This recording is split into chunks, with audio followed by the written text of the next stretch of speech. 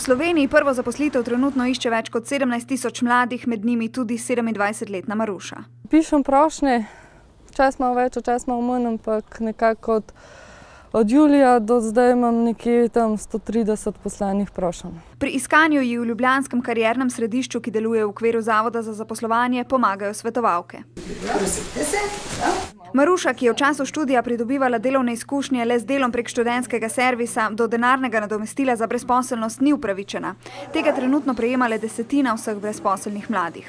V Sloveniji je med mladimi iskalci zaposlitve trenutno največ takih, ki so šolanje zaključili že po končani srednji šoli ali celo prej.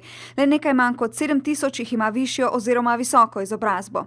Med delodajalci, ki iščejo bolj izobražene kadre, pa je, kot ugotavljajo svetovalke, trenutno zanimanje le za določene poklice.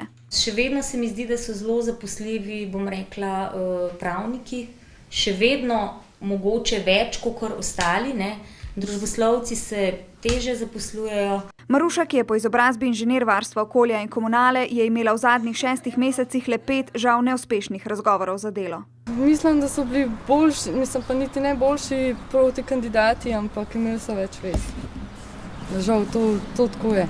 Od Zavoda za razgovore dobi povrnjene potne stroške. Lahko se udeleži tudi katere od delavnic ali tečajev, ki jih Zavod ponuja brezposelnim.